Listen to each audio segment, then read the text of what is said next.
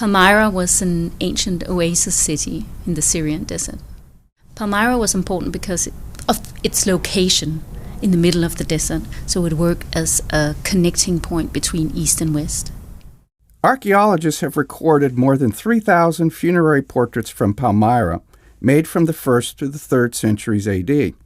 In fact, we have more examples of portraiture in the Roman Empire from Palmyra than any other city except Rome itself. The portrait busts from Palmyra are representations of individuals. That's what makes them extremely interesting, because they actually give us the names and the family connections of these deceased people. In the case of a funerary portrait, you experience how an individual wanted to be remembered after death. So the Palmyrene portraits provide us with interesting insights into the identity of ancient Palmyrans. Well, originally they were put up as closing slabs in front of burial niches in the monumental tower tombs, underground hypogea, and also the so-called temple tombs. There are 5 levels of portraits, and these would have been closely adjusted technically, so in the way that they were actually done, to where in the grave that they ended up being positioned. These ancient faces, on the one hand, have a very modern look to them. On the other hand, they are quite stylized and made in a very unique Palmyrene style. You recognize these as Palmyrene no matter where you encounter them.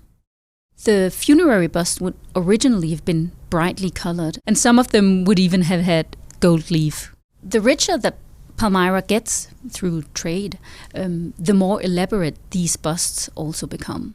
The beauty of Palmyra came from an elite grave, so one of these temple tombs. And it's a unique piece of evidence for how lavish these busts could actually be.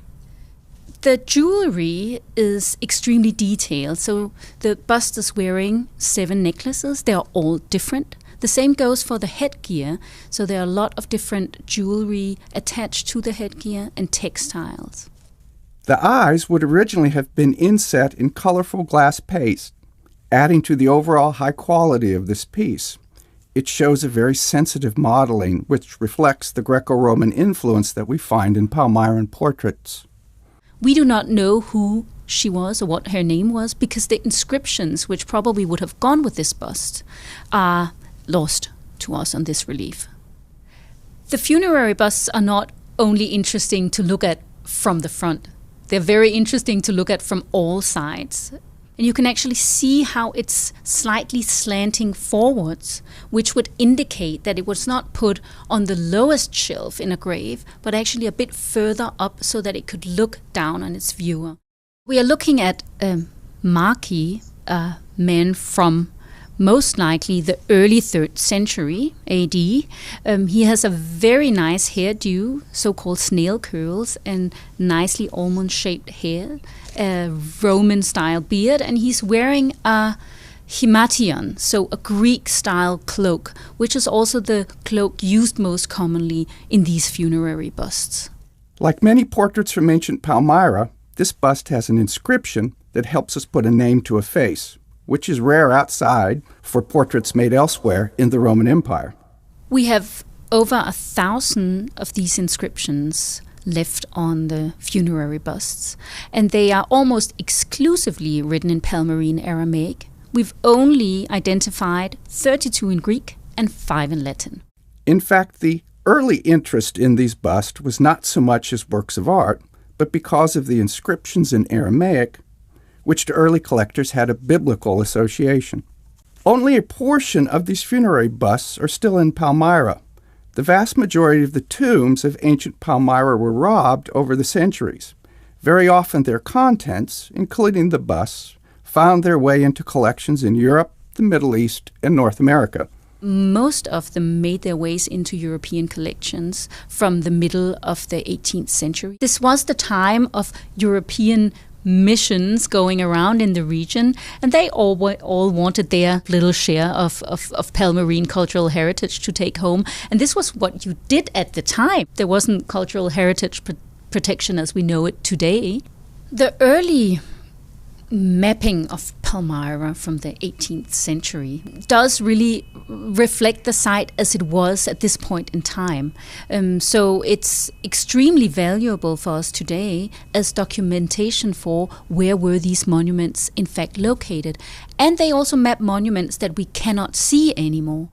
This scholarly approach to excavations was very different from today, where looters and forgers are after purely financial gain.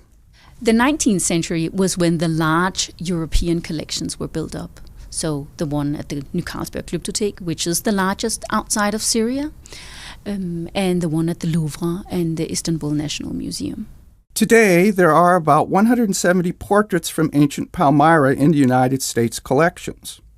We are talking all over the country, including in places where you would not expect to find them. Not just major museums, Museum of Fine Arts in Boston, the Metropolitan Museum of Art in New York, but also in places such as Laramie, Wyoming, and Pittsfield, Massachusetts. Even in small college museums, Mount Holyoke, Amherst, Middlebury, you'll very often find one or two of these busts. The Syrian conflict has changed everything in Palmyra. Its monuments and art have been destroyed, and research on the ground is impossible. But even despite the war, scholars have made many advances in understanding ancient Palmyra in the last 5 to 10 years. Art historians, archaeologists, historians, epigraphers, scholars of religion, all are coming together and creating a larger view of ancient Palmyra in its social and cultural context. Scholarship on Palmyra matters because scholars also can communicate to a broader audience about the importance of these sites, which are not alive today, but which should be brought alive because the past tells us a lot about the present.